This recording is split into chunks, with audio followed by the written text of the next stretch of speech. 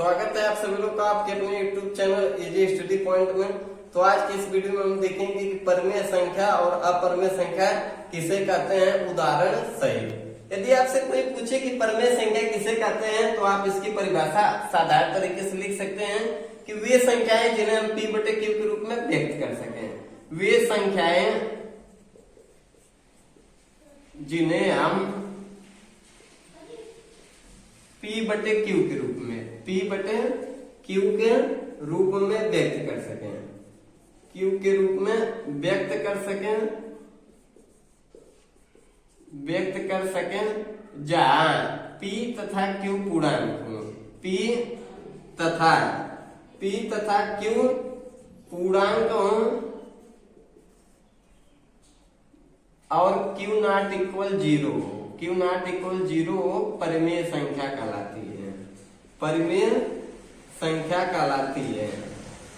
ठीक, कहने का तात्पर्य यह है कि वे संख्याएं जिन्हें हम P बटे Q के रूप में व्यक्त कर सकते हैं और जहां P और Q पूर्णांक हो लेकिन Q नॉट इक्वल 0 हो, उन्हें हम क्या कहेंगे, परिमेय संख्याएं।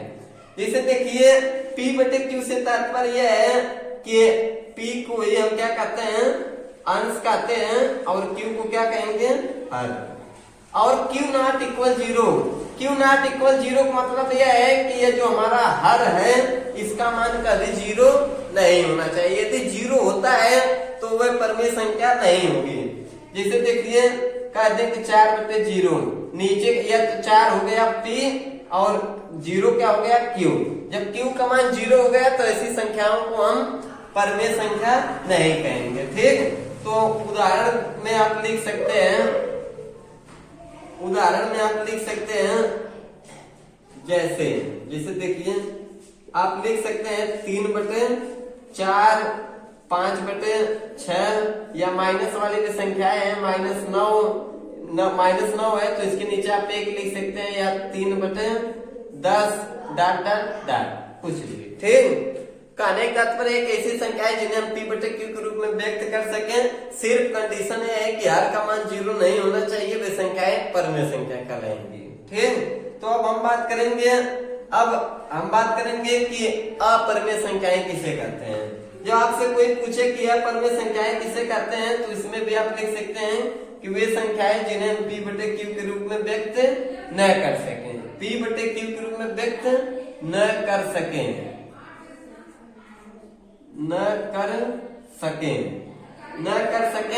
वे क्या कहलाते हैं, अपरिमेय संख्याएं।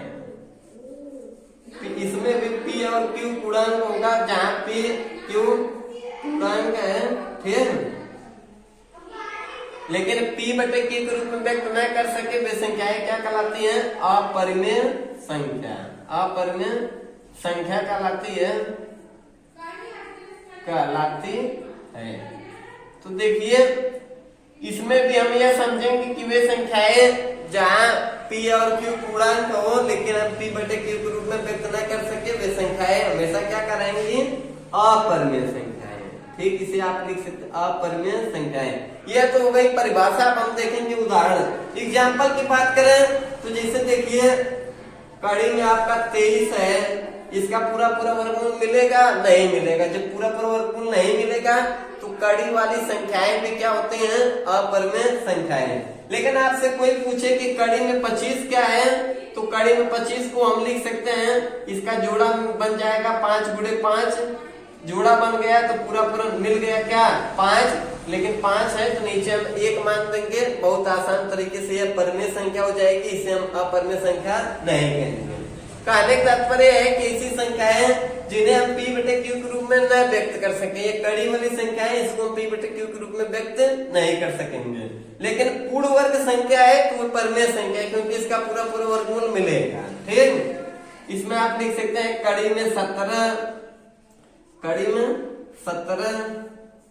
कड़ी में 11, या आप कुछ ऐसी संख्याएं भी लिख सकते हैं 3.27, 3, 2, 3, 5 ... कुछ ऐसी संख्या है जिनका रिपीटेशन लगातार न हो। जैसे देखिए 2 7 के बाद 2 3 है, 5 है, आगे की संख्याएं हैं, ये क्या है अपरिमेय संख्या है, क्योंकि ये संख्याएं समाप्त नहीं होंगी, हम इसे p बटे q के रूप में व्यक्त नहीं कर सकते हैं। इसी कड़ी में पाई को भी अपरिमेय संख्या माना गया है। ठीक, जो हमारा पाई होता है यह भी क्या है अपरिमेय संख्या।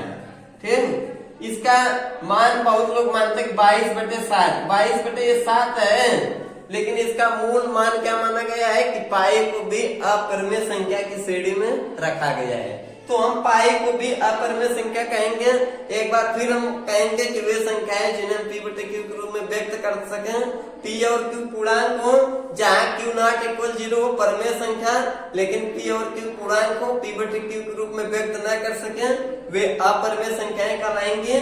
उदाहरण के रूप में आप देख सकते हैं कड़िम 23, कड़िम 17, कड़िम 11, कुछ ऐसी संख्याएं जिसका रेपिटेशन दशमलव बाद खत्म न हो, वे भी अपरिमेय संख्याएं हैं। और आपको 100% याद रखना है कि जब पाई की बात करेंगे तो हमें सिर्फ एक ही शब्द लाना है कि पाई भी क्या है अपरिमेय संख्या।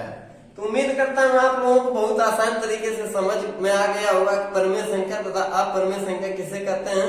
यदि वीडियो वास्तव में आपको अच्छा लगता है तो वीडियो को लाइक कमेंट करें और चैनल पर नए हैं तो चैनल को सब्सक्राइब कर दें।